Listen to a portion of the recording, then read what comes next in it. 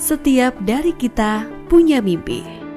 Mimpi untuk menjadi hebat, mampu memberikan kebermanfaatan untuk sesama, dan menjadi sosok yang luar biasa. Namun terkadang banyak keraguan untuk kita menentukan keputusan melalui rute manakah yang akan mengantarkannya. Kini kamu tak perlu ragu lagi. Universitas Kadiri akan mengantarkanmu meraih mimpi. Kampus tertua dan terbaik di Kediri Raya berada di area yang nyaman, sejuk, dan sangat strategis di sekitar tempat wisata yang memberikan suasana berbeda. Disinilah tempatmu dibentuk menjadi sosok berkarakter, kompeten, unggul, dan berdaya saing internasional. Sebuah kampus yang berdiri sejak tahun 1980. Disinilah tempatmu mengeksplor pengetahuan melalui 7 pilihan fakultas dengan 24 program studi unggulan untuk diploma, sarjana, profesi, dan pasca sarjana. Halo, selamat datang di podcast Suara Bangsa, tempat di mana kita membahas isu-isu terkini yang berkaitan dengan kebijakan, kemandirian, dan masa depan Indonesia. Sebelumnya, perkenalkan nama saya Desi Puspitasari. Dan saya Esti Mutia. Tahun kedua adalah mahasiswa dari program Pasca Sarjana Administrasi Publik Fakultas Ilmu Sosial dan Politik Universitas Kediri. Perlu diketahui bersama bahwa sejak resmi memulai perkuliahan tanggal 7 Februari tahun 1991, Universitas Kediri telah memberikan kontribusi besar bagi pengembangan pendidikan tidak hanya bagi masyarakat Kediri, melainkan juga daerah-daerah di sekitarnya. Dengan meluluskan berbagai alumni di berbagai jenjang pendidikan, tentu saja hal ini akan memberikan kontribusi positif bagi pendidikan dan kemampuan masyarakat untuk menguasai pengetahuan untuk menghadapi dinamika, tantangan, serta perkembangan daerah ke depan. Ingin sukses, makanya kuliah di UNI.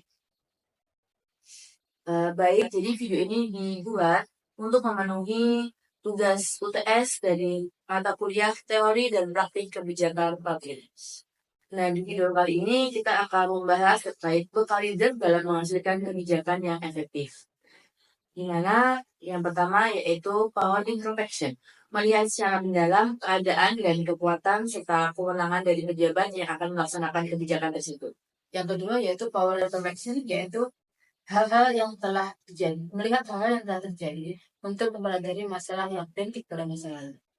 Yang ketiga dan yang terakhir adalah feasibility, melihat ke depan dan membuat konfigurasi keadaan yang diinginkan berdasarkan data, konsep, serta realita yang ada.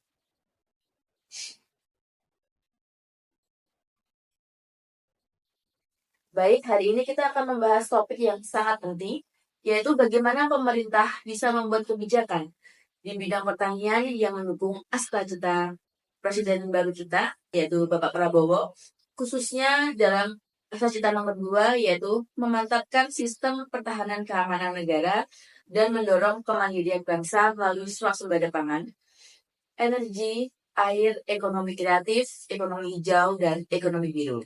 Ini tuh sangat menarik. Kita khususkan di bidang pertanian itu ya, karena ini menyangkut kebutuhan dasar masyarakat Indonesia secara global, secara luas. Dan ini juga menarik karena kebetulan sebagian besar masyarakat Kabupaten Kediri itu bergerak atau bermodal yang sebagai ikan. Boleh. Apa Bu ya kira-kira? Bisa dijelaskan lebih detail lagi? Sebelum masuk ke tentang kebijakan konkret, kita pun pahami dulu pengertian swasembada pangan. Mengapa itu menjadi prioritas dalam Astra Cita Prabowo? Swasembada pangan merupakan upaya untuk memenuhi kebutuhan pangan dan produksi dalam negeri, sehingga kita tidak terlalu bergantung pada impor. Ini penting untuk menjaga ketahanan pangan dan memastikan bahwa kebutuhan masyarakat dapat terpenuhi secara berkelanjutan, terutama dalam situasi global yang penuh ketidakpastian seperti sekarang ini. Benar banget. Jadi di sisi lain, Indonesia sebenarnya punya potensi yang sangat besar untuk swasembada pangan karena tanahnya yang subur, tanahnya yang luas, dan beragam iklim yang cocok untuk berbagai jenis tanaman pangan. Tetapi tantangannya yang ada yaitu adalah bagaimana mengelola potensi ini dengan baik.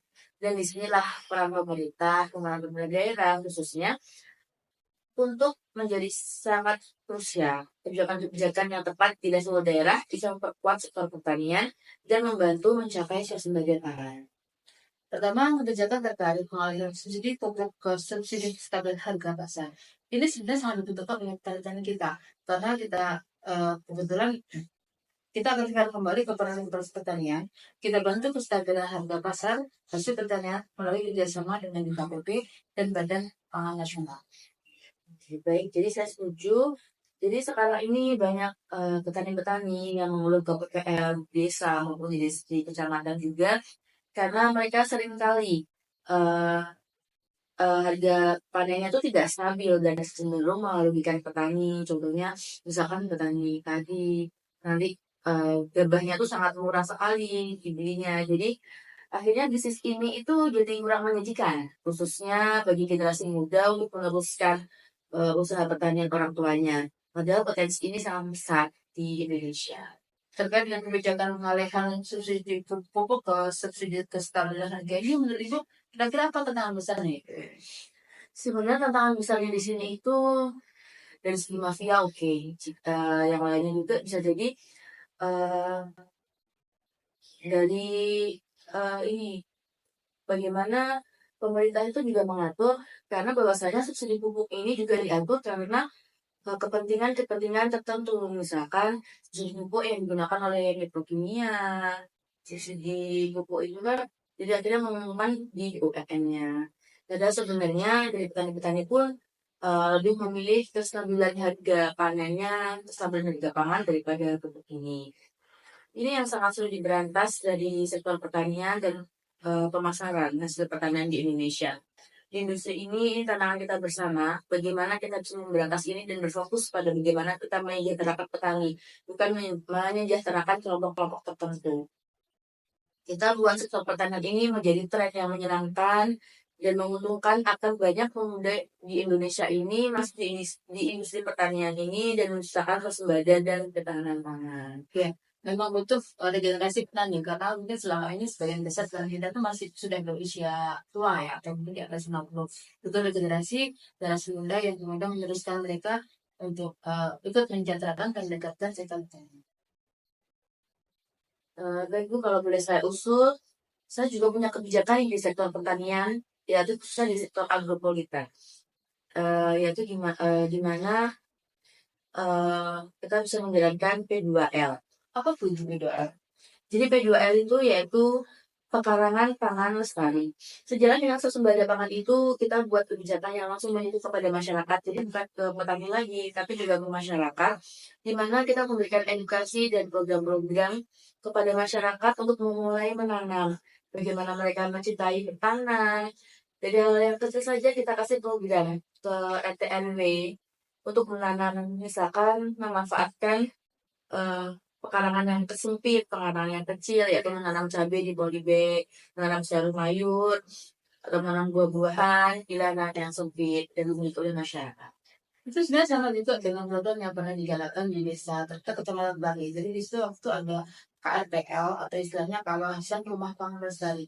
Jadi di sana itu masyarakat memanfaatkan pekarangan yang ada untuk menanam sayuran, kemudian juga toga. Jadi selain untuk memenuhi kebutuhan gizi juga bisa menambah pemasukan, karena tidak menutup kemungkinan ketika produk-produk pertanian yang kita itu hasilnya baik dan limpah itu juga bisa dijual.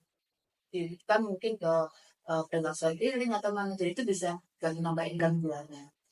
Bisa juga dari hasil pekarangan pangan lestari ini bisa membantu menyelesaikan masalah-masalah stunting dan gizi buruk juga. Iya, benar-benar. Jadi kan di desa-desa sekarang lagi sangat tinggi kasus-kasus stunting, mungkin mereka kekurangan gizi, kekurangan sayur.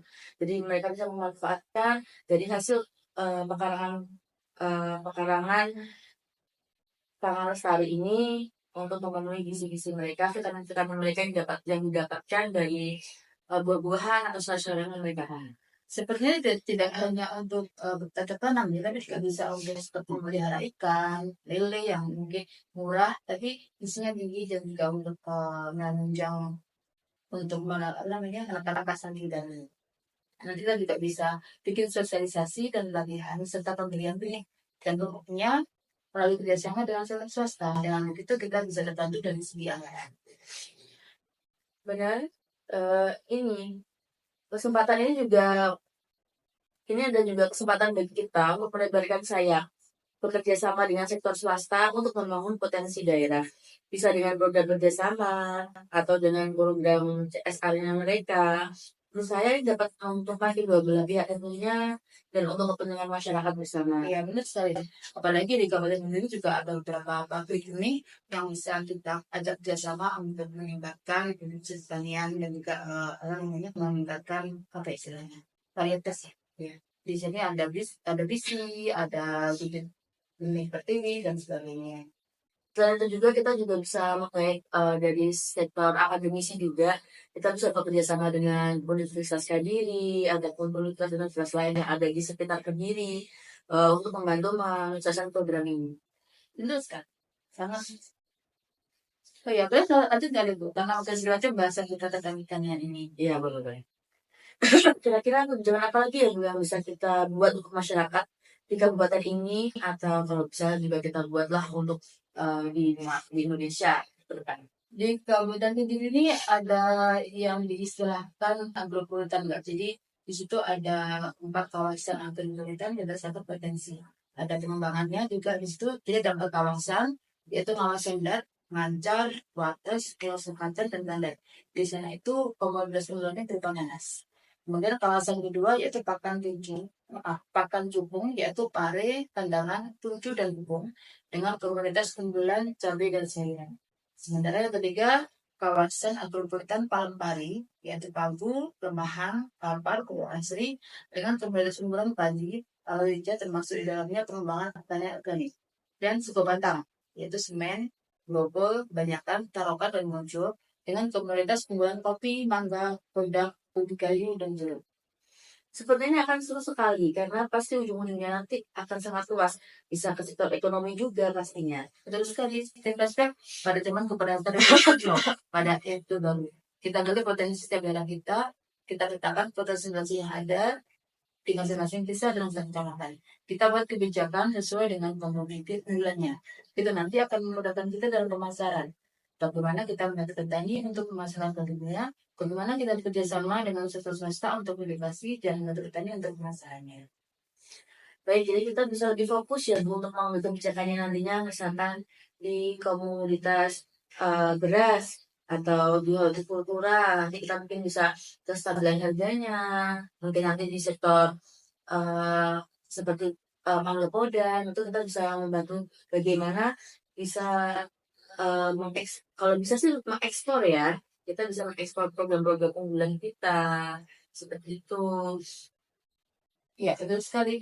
Jadi banyak hal yang bisa kita kembangkan dari sektor pertanian ini luas sekali.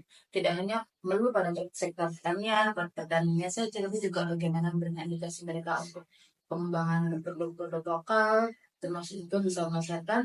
Jadi tidak hanya bermanfaat di masyarakat pertanian ini, tapi juga masyarakat luas se-Indonesia. Nah, itu bisa ekspor. Seperti produk pertanian kita, kemudian kalau nggak salah itu jagung dan nanas. Oke. Tapi berarti kalau kita ambil kesimpulan dari semua ini yang sebenarnya kita perlukan, awalnya yang kita perlukan itu adalah bagaimana kita bisa membangun SDM-SDM yang mumpuni di sini. Jadi banyak misalkan PPA-PPL di kecamatan, di desa-desa, bahkan mereka kadang tidak mengetahui dengan pasti apa sih permasalahan yang dirasakan petani-petani di sekitarnya. Seperti itu. Apa yang bisa kita lakukan untuk itu? Satu hal yang bisa kita lakukan adalah sering sharing ya teman-teman dengan tadi misalkan mereka keluhannya apa, permasalahan yang ada di lapangan itu seperti apa. Dari situ pemerintah juga bisa berdiskusi untuk mengajak seluruh pihak. Kira-kira ini loh masalah dari tani, dari sektor perkebunan misalnya. Jadi kita bisa bersama untuk memecahkan masalah apa yang perlu dibenahi atau apa yang perlu diprioritaskan untuk mereka. Mungkin juga bisa kayak kita mengadakan bimbingan teknis ya itu terkait itu karena kita ngeliat SDM sekarang tuh kadang mereka tidak menguasai di lapangan itu seperti apa, bagaimana solusinya. Mungkin mereka bisa mendengarkan permasalahan dari masyarakat atau dari petani, tapi bagaimana solusinya mereka tidak bisa mengizinkannya. Nah itu bagaimana kita hadir di sini membuat kebijakan-kebijakan yang mungkin bisa menjadi pedoman bagi pemerintah daerah khususnya untuk mengambil keputusan yang baik, kebijakan yang baik di bidang pertanian. Ya, dan tentu saja untuk pengambil ilmu digital ini tidak hanya Belanda saja, tapi juga tentunya dari semua seluruh sektor, baik swasta maupun akademisi, untuk bisa menjadi masyarakat, untuk mencapai permasalahan yang ada di masyarakat. Dan yang tidak kalah pentingnya yaitu kita mengikut sertakan masyarakat. Jadi gimana masyarakat ini, peran masyarakatnya sangat penting. Karena kalau masyarakat mau diajak maju, kita mau bertani, dan masyarakat mau berkomitmen dengan hal itu, pemerintah dan juga sektor swasta, kita siap untuk membangun swasembada pangan ini, yang ujungnya apa? Ujungnya juga kembali ke masyarakat. Dari masyarakat untuk masyarakat. Demikian mungkin podcast kali ini. Semoga kita bisa bertemu di podcast selanjutnya. Dengan tema yang lebih menarik. Jalan untuk memeraih mimpi sudah ada di sini, di Universitas Kadiri.